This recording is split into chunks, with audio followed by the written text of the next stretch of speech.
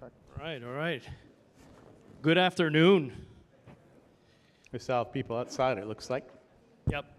Are we starting, or we actually announced that we're back on? All right. Some people are getting in the room, but while we're doing this, thank you so much for being here today. I'm Mike Asensio, Program Director for Cyber Policy at the Gordon Institute. It's a pleasure. We're excited to be here with you because we know that this is the reason why you came here today to listen to this particular panel on cyber. All right, so thank you very much for being here. Well, today we've been listening to quite a bit. We've heard urgent concerns about port security, economic vulnerabilities, and the evolving threat of transnational criminal organizations. And honestly, what ties all of this together is invisible. It's the cyber space, the cyber domain. And I'd like us to look at cybersecurity not being as a support or secondary issue, but rather as a primary issue that ties and binds all of these things together. Today's panel is going to be taking you through both the public and the private side of these gaps and of these issues and what we're seeing abroad and in our hemisphere across many nations. So we are going to go down by each panelist, and they will briefly introduce themselves, and we're going to get to listen to a little bit about each person's area of expertise. We're going to start with you, Jovianna, CEO of Digital Forensics Now. If you could go ahead and take it from here for us. Sure, thank you so much for having me. I'm excited to be here. So my company, Digital Forensics Now, performs international investigations on not only cybersecurity for ransomware cases and business email compromises, but also on digital forensics, on collecting data from all devices, including the cloud, cell phones, and so forth. And then also testifying in court. I serve as a digital forensic expert, many times have testified on the preservation of evidence as well as my opinion. Thank you. Great. Good afternoon. My name is Marc Asturias. I'm Senior Vice President and Field Chief Information Security Officer for Government for Fortinet.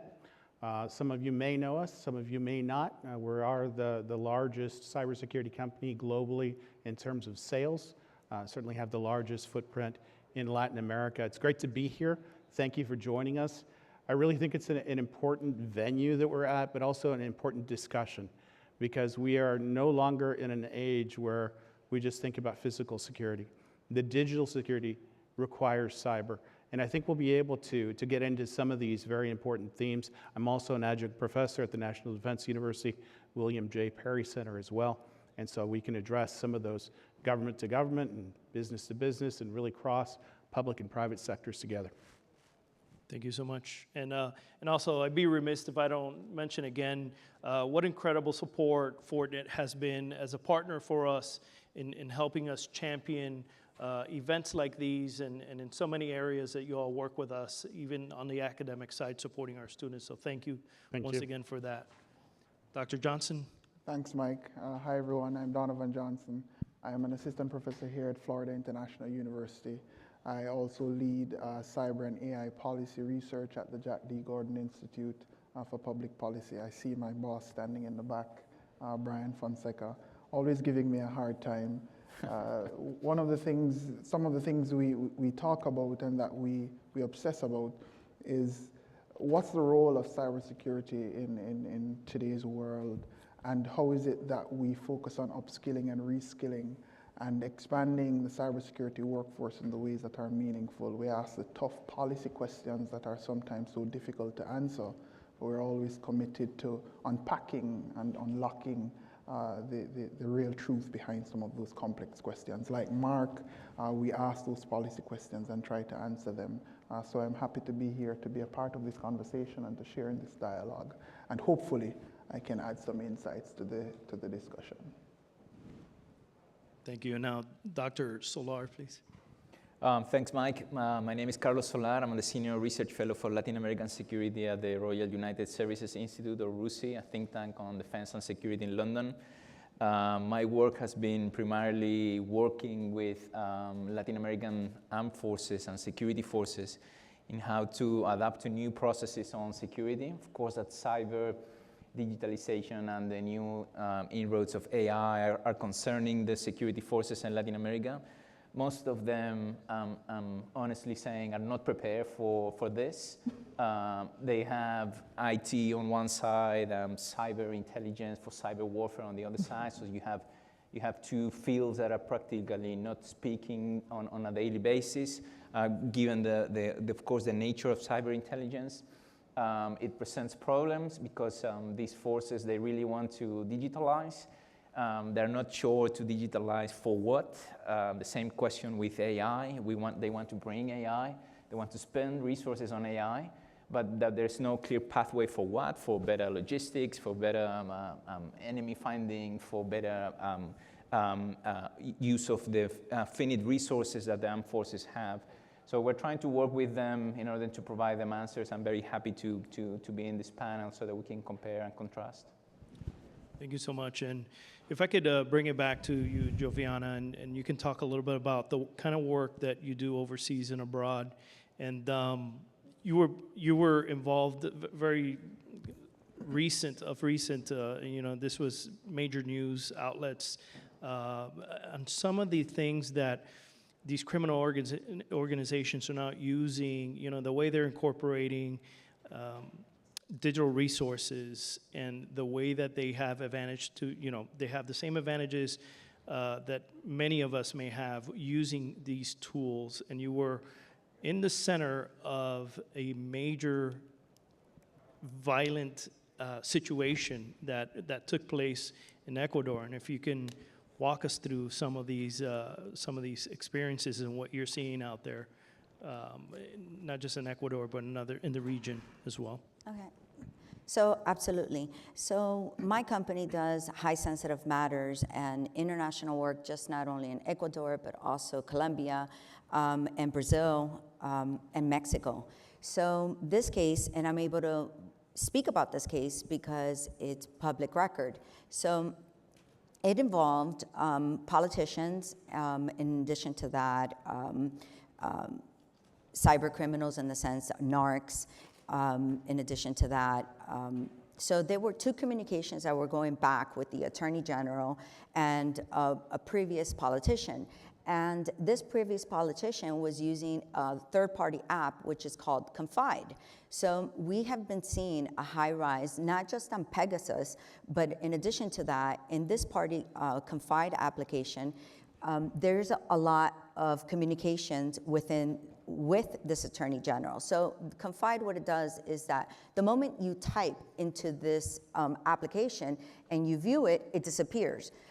So they offer this encrypted to encrypted service, but we're seeing a lot of it. Our digital forensic tools are limited in capabilities to extract this data. So in this case, what happened was that I went to Bogota, Colombia, and I recorded while they were communications back and forth with the Attorney General from Ecuador. And that's I can't disclose any more information on that case. In addition to that, we have also worked on Trump matters. This is public record as well, on 3 different family members, and that's the most I could disclose on that. Yeah, so what you're saying is that these tools, and we're seeing a proliferation of messaging applications where they're both encrypted and have other technologies besides the encryption, such as termination of message after it is there's some kind of read receipt from it, right? So correct. This makes it all the more difficult to be able to track and these things.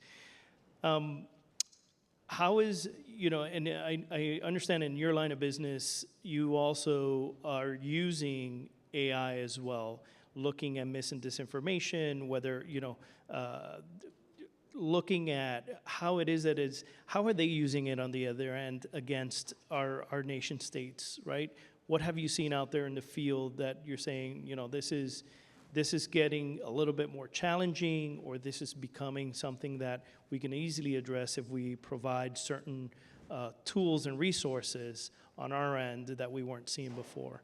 Sure. So regarding this topic, we see a lot of course, right now is AI fighting AI.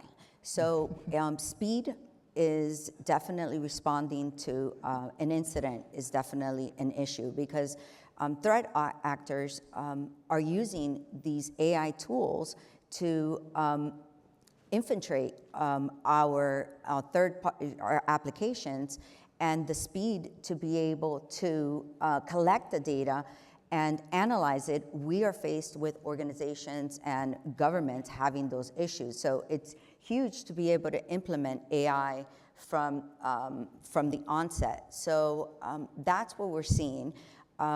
We do see many other softwares like CrowdStrike that has brought, and no offense because you're Fortinet, but we do say CrowdStrike has implemented and brought to other organizations agentic AI. So agentic AI versus AI generative, there's a difference on it in the sense that it depends on how the speed, and also the difference between it is one, you have to interact with it, human intervention, and the other one you do not.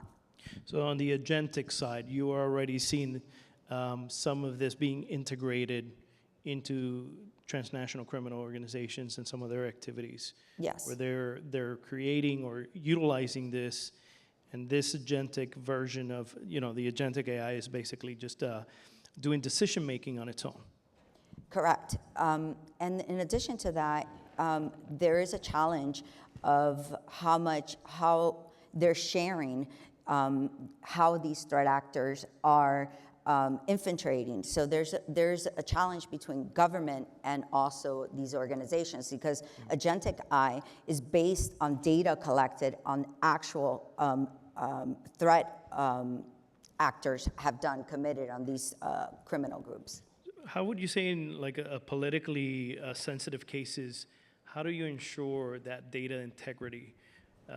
We do see the proliferation also of dirty data or bad data being introduced into some of these AI mechanisms, right, in order to skew certain results that could potentially come out, and be misleading. How do you see it from a forensics point of view? How do we protect that integrity? Of the data? Well, Yep. These, like for example, this agentic AI, and the reason why I am speaking about this so much, because this is a trend right now of 2025. So what we're seeing on the agentic AI is that they're still vulnerable. It's still an application. So the misinformation that threat actors are putting into this, we have to not only detect, but also isolate these products and test them so that we could prevent misinformation. Thank you. I'm going to move over to Marc. And Marc, I know you have a little something prepared for us to go through. As a matter of fact, maybe you might want to pull. Or we could do that now if you'd like. Yes. Yeah, that's fine. Maybe you can put that up on the screen for me. If the team in the back can. There we go. There you go. Excellent, excellent. So I figured what I would do to break up the continuity of all these panels is really to kind of frame the discussion a little bit. And from a challenge perspective, we look at countries and organizations. You have to deal with legislation to make sure that you have the laws in place to deal with cybersecurity, that you have the mandate and control and span of control over different organizations in a country, for example.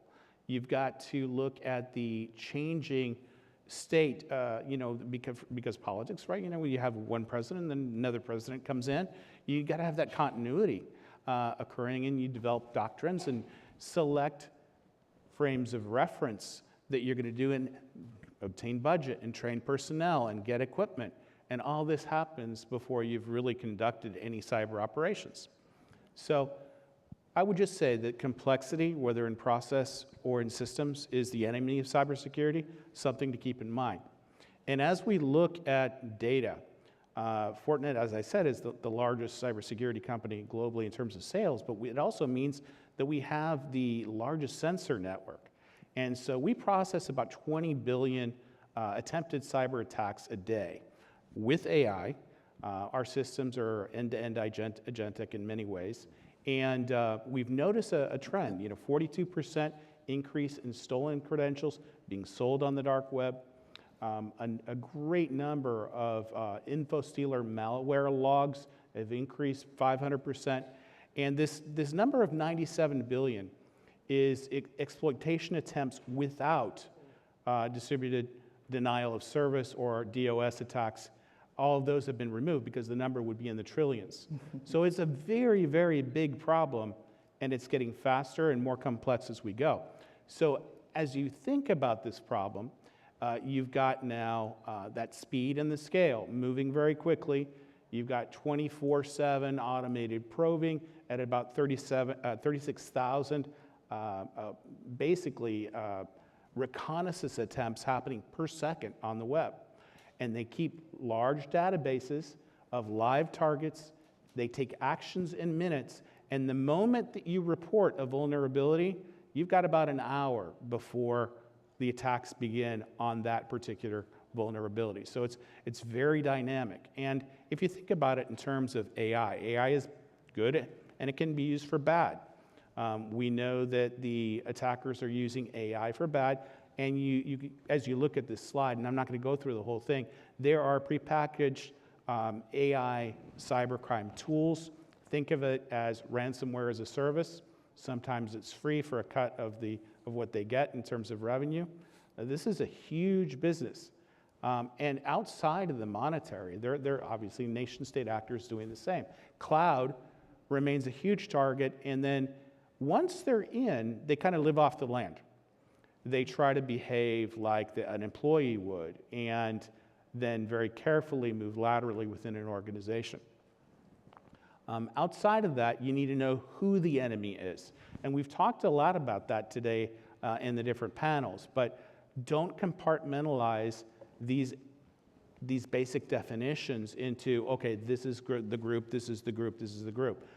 No, they can be very hybrid in nature as well. So you have threat actors at the nation-state level working with other threat actors under their auspices to do their bidding.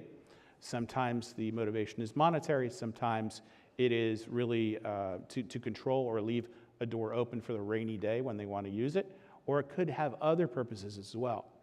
And then if you think about it from terms of critical infrastructure, these are the 16 critical infrastructures defined by CISA in the United States. Each country defines their own. But in the red circles, if we lost any one of those, the rest would fall. Mm-hmm. And I always add 2 more in Latin America in particular, and the Caribbean for government and financial services, because the population depends upon them, right?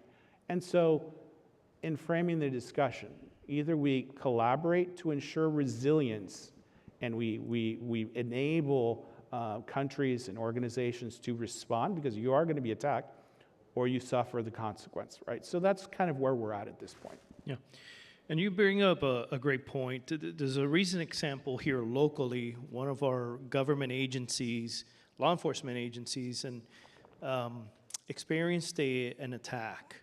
And they determined that they had been sitting in a legacy appliance, legacy server, and those computers for about 2 years before they actually made themselves known. And this is a Russian group. This was attributed to a Russian proxy group. The only reason why they attacked at that particular time, and this was several months ago, just towards the end of 2024, was because they were moving that legacy system over to a new modern system that was safer and secure. So they decided they knew, and it was time to attack.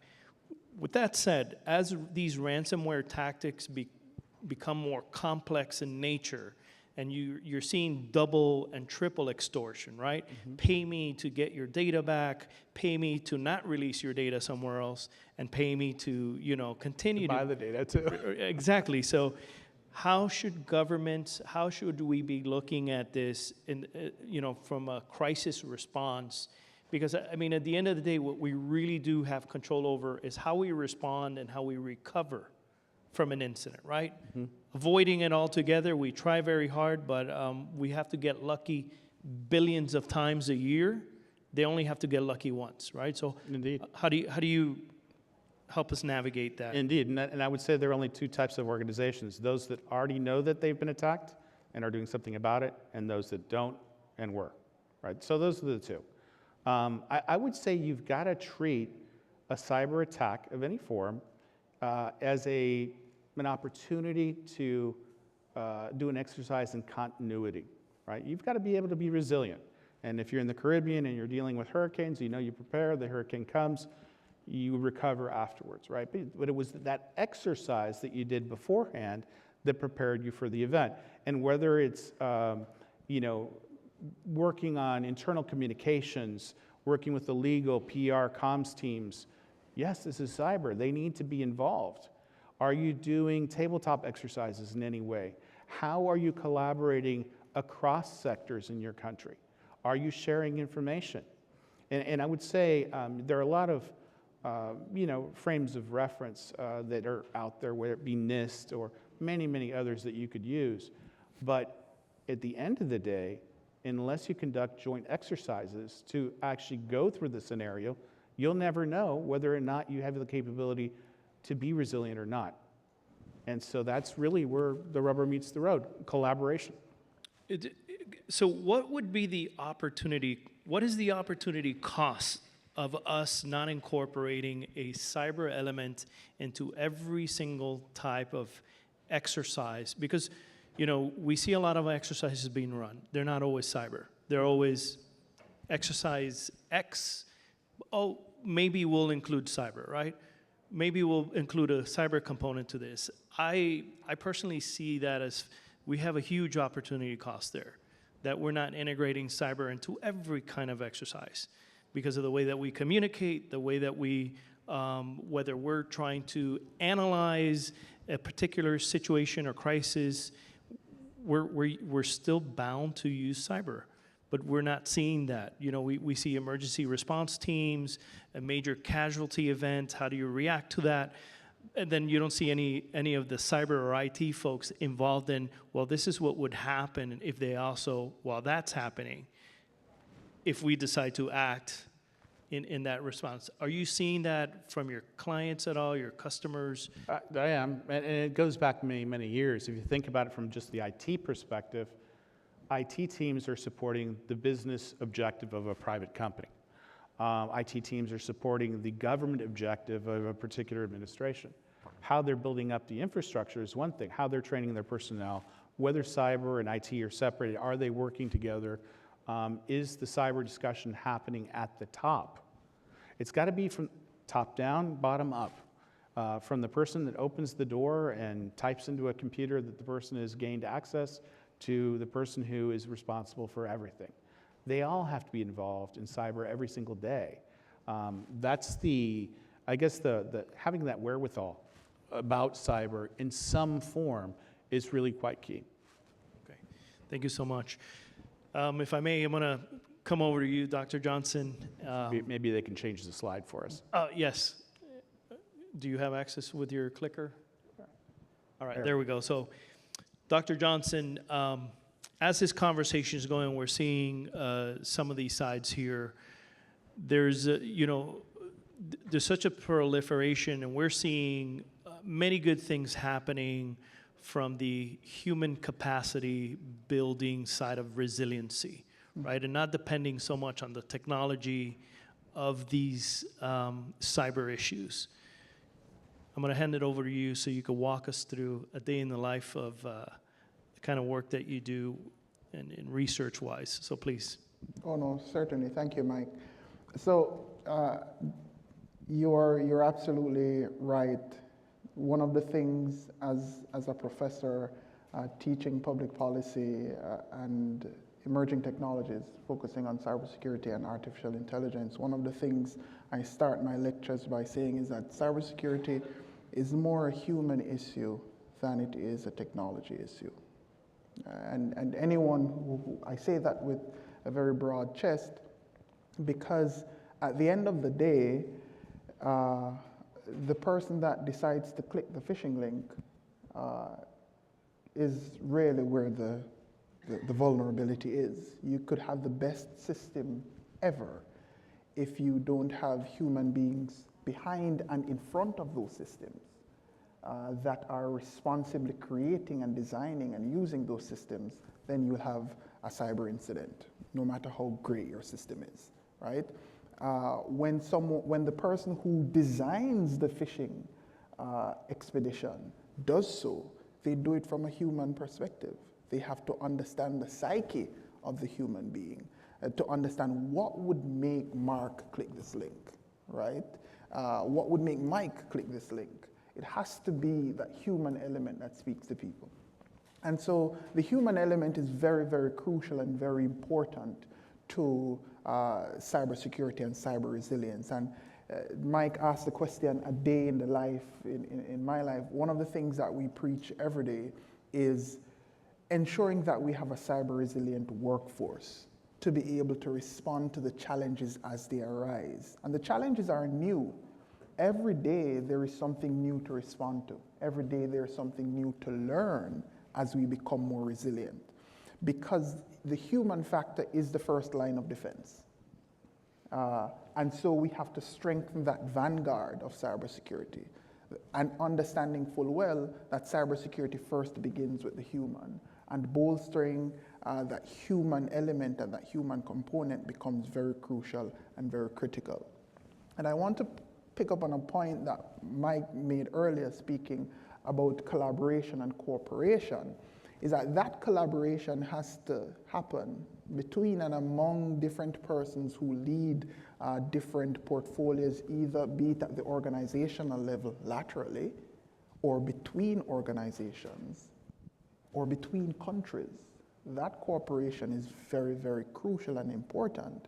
And when we talk about critical infrastructure, in the context of international cooperation, we have to first understand that critical infrastructure by itself, by design, is international. When we talk about energy, communication, none of that happens in one country only. And because critical infrastructure by design is therefore international, protecting it will require international cooperation. I think that goes without saying, right? It's just the natural order and design of the technology itself that requires that coordination to sustain it. And so when we begin to think about it like that, and understand that there are risks to disaggregation, there are risks to the segmented way of treating with technology, then we bring into sharper focus the ways, we begin to have the conversation at least as to how is it that we foster this kind of international cooperation that will lead us to protecting our critical infrastructure. Understanding also that when there are weaknesses in the chain, then all of us are left vulnerable. No matter how well protected you are, if we're not all cooperating in that way, then we're all left vulnerable. We all face the risks that even someone that is least secure or least mature faces, and that becomes a regional problem. So when we talk about protecting critical infrastructure, most certainly, that kind of cooperation becomes very, very important, Mike. I want to go back to, I'd like you to clarify further what you just mentioned, a cyber resilient workforce. Are you meaning to say cybersecurity specific personnel? Or are you meaning to say that the workforce itself, everyone from person A to Z should have a basic foundation of cybersecurity knowledge and know-how? Everyone from A to Z. Everyone in a society needs to be cyber literate if we are going to have a cyber resilient society or a cyber resilient world. And the reason I say this, Mike, is that for people to be able to interface with the systems that we create to give them goods and services, they must be digital literate to be able to have that kind of interface. At the same time, the government, different organizations are putting different measures in place to protect people from each other, from themselves, and from bad actors. We will make leaps and bounds if people are also engaged in the process of protecting themselves, right? And so when you create a cyber resilient society, we get to that outcome of having overall cybersecurity resilience better. Now, speaking to the workforce, the competencies that are in the workforce is also very important. Those who work directly in producing cyber resilience. One of and we talk about this when we talk about the NICE framework and so forth, that in many economies, there is a misconception as to what talents are required to create a cyber resilient workforce, not focusing on the soft skills of cybersecurity leadership, strategy, and management, right? The person who writes code to protect a system might not be the best person to write a cybersecurity strategy for a country, writing a cybersecurity policy for a country. It's like the engineer and the policymaker, as I always say, that an engineer can tell me lay down the best piece of asphalt. He can make a perfectly strong, secure road, but where to put that road is a policy problem. And so you need someone with that kind of skill, right? And so there are a whole set of skills in cybersecurity that are necessary and needed that in some economies they're not focusing on those skills and creating those skills. So when we talk about cybersecurity workforce development, we're also talking about the ways in which we create and procure the well-rounded individual to be able to respond to some of the nuanced issues that keep arising in the whole conversation of cybersecurity resilience. Thank you very much for that. Doctor? Mike, could I Yes. add something Sure. really quickly? It's just a key notion, and that is, who is responsible for cybersecurity? To add to what you said, we are all responsible for cybersecurity. That is true. It is a shared responsibility. Private sector, public sector, academia, governments, each one of us are the teacher of our children, our grandparents, everybody. And for that reason, during COVID, Fortinet took the decision to make our training available on the web at no cost. So if a country needed training, they don't have it, they can go to training.fortinet.com, and you can do online training in cybersecurity and actually learn something. Yeah. We've also realized that children teach their parents. Yep. And so we have children's books on cybersecurity so that when they go home with the book, the parents learn something too, and then it comes from the bottom up as well. And this is the kind of collaboration and cooperation that we're talking about, right? Understanding that there are different stakeholders in a society and we all have a part to play. And we may hear this one too many times, but it's a fact that government alone cannot do it, right? And there are private sector organizations, non-profit organizations that are doing tremendous work in the space of ensuring that we become cyber resilient.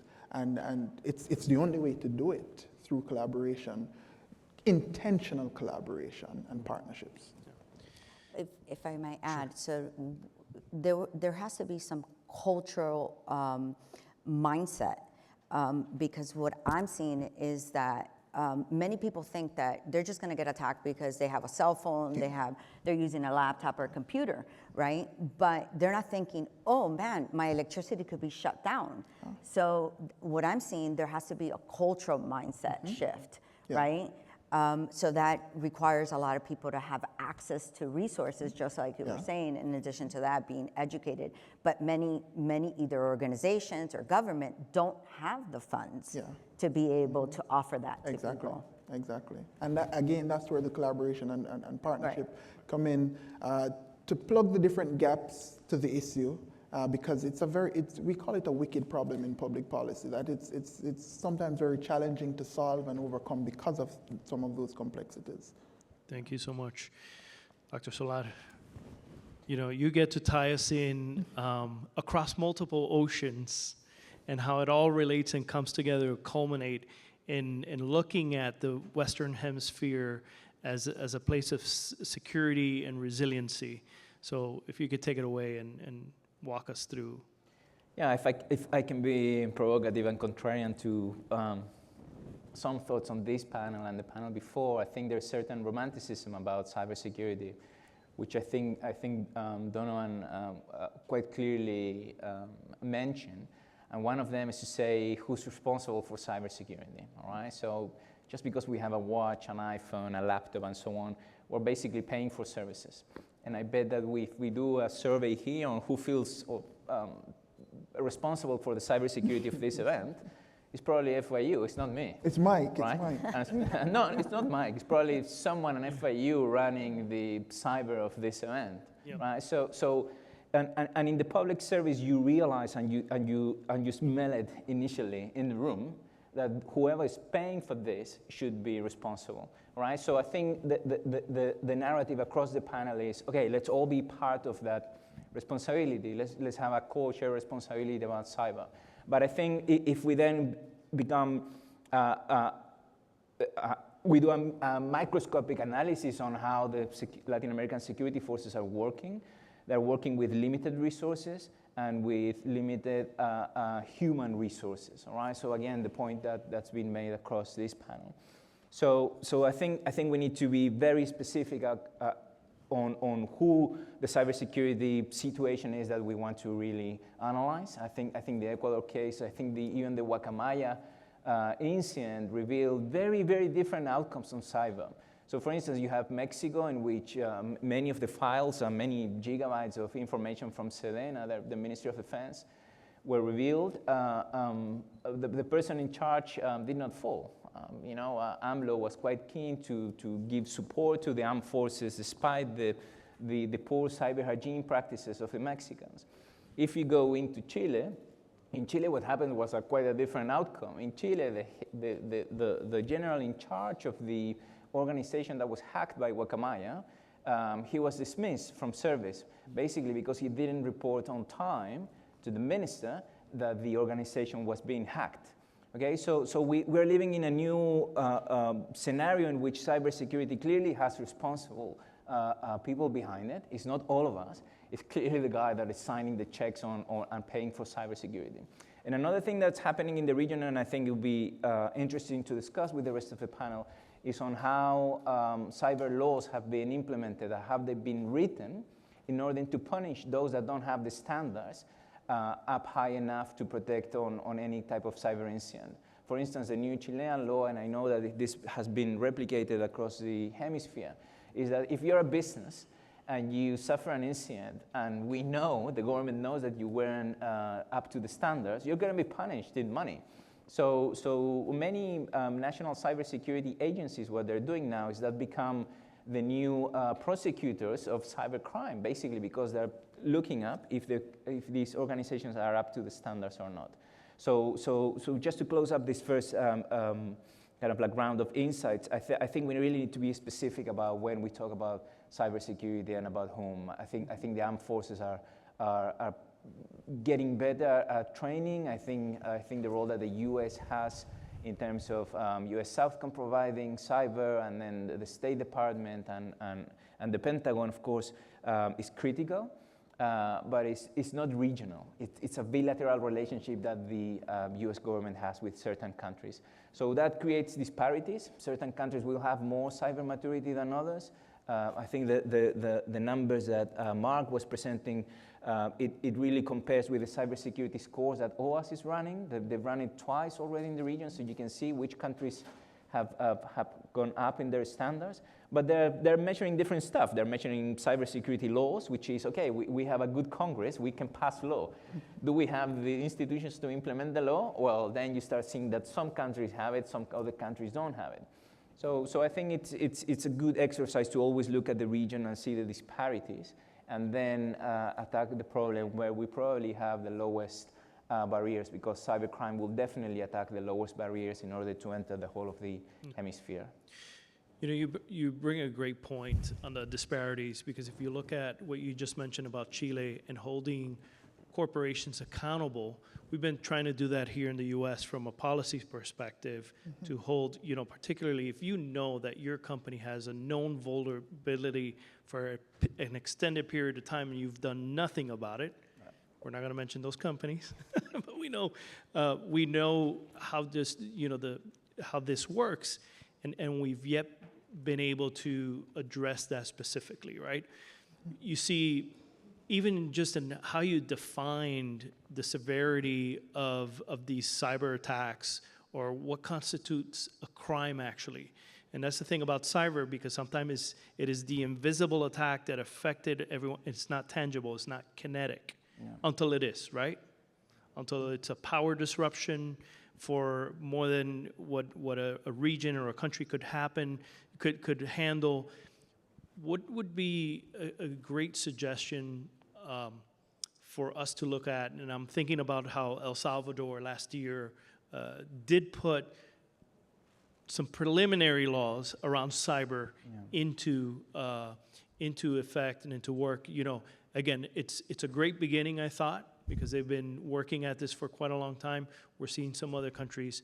How do we bring that together to define? Because these transnational criminal organizations that are now incorporating ransomware as a service and all of these things, these cartels, but this border here says, it is whatever, and this border over here may look at it more critically. How do we better connect that? How do we have those bridges that, well, we're building it this way, and how do we line those, is what I'm asking. No, I think it's the role of central government to actually regulate a little bit of the market. But the more that you regulate the market with more cybersecurity standards and measures, the more that you are getting your hands on what should be probably done just by the private sector. So think about companies that don't have enough money to have a cybersecurity standard or have a massive IT sector with the leading engineers in it. Right? So that company will probably never be to the standards of what the country is demanding, right? So there you have just sectors which are more, like Marc was showing, some sectors that are more vulnerable because of the jobs that they do 24/7. So think about the military. The military needs to be cyber secured for many reasons, right? But most of the jobs that the military are doing are not related to cybersecurity. So flying an F-16, of course that you need cybersecurity to fly an F-16, but the pilot is not minding about cyber. The techs preparing the jet before it jumps off, they're not minding about cyber. So it's probably one or two people minding about the whole logistics of one plane taking off and one plane coming safely half an hour later, who's minding about cyber. So the scales of this, we tend to, that's why I think I was being provocative. We tend to romanticize at the scale of everyone minds about cybersecurity. The whole Air Force is minding about security. Right. It's literally 3 to 4 people minding an operation that could be of hundreds running military resources. Okay. We're about to wrap up here, and I want to end our conversation on the topic of, OSINT. Let's talk about open source intelligence and its importance and its significance of that. I can't help but think about, the forensics aspect of this. As, we mentioned once again, we are seeing, we're seeing data being introduced to, and even the language models that the public has access to, like OpenAI and those things, where they're just feeding so much data that is not necessarily good data. What is the significance of this? How can we help our allied partners look at this issue, care about it? Because we were talking about the cultural mindset, right? Yeah. That should be somebody's problem. No, maybe the mind shift should be, I care about this, and yes, maybe this is somebody's full-time problem, but it's also something that I have a part to play in the both the integrity of this open source information. You've seen the Gordon Institute, our Security Research Hub. We have several dashboards where we take a lot of resources to ensure the validity and integrity of that data, right? So for the region, if we can, whoever wants to take a crack at it first, we have. Yeah, I'll jump in, and I think really one of the big problems in cybersecurity is the issue of attribution.